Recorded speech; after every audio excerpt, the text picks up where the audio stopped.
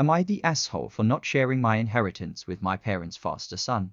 I, 35, am recently lost my parents in a tragic and unexpected accident, and I'm still trying to wrap my head around everything that's happened.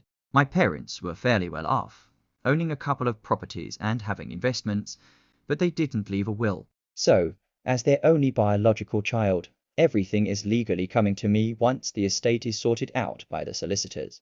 My parents fostered a boy, Ben 16M, since he was 5. Ben has been part of the family for over a decade, and my parents treated him like their own son. But since he was never adopted or made a legal heir, he's not entitled to any of the inheritance. Ben isn't being left completely out in the cold though. As a looked-after child, he has an ISA set up in his name by the government, which I understand the government contributes to. My parents also put money into it each year.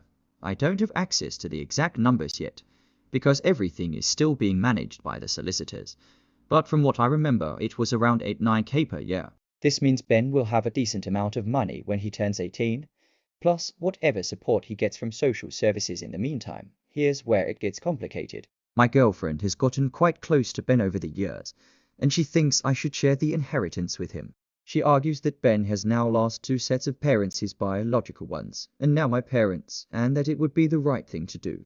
She feels that Ben deserves something more than just his ISA, especially since my parents considered him their son.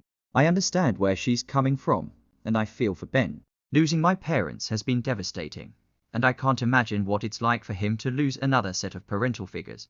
But at the same time, I'm not sure it's fair to expect me to give up a portion of my inheritance.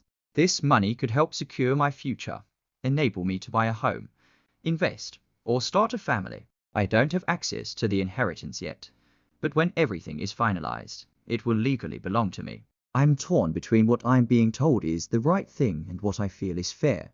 I've always been polite with Ben, but we never really bonded, especially since I was already an adult and living away when he came into the family.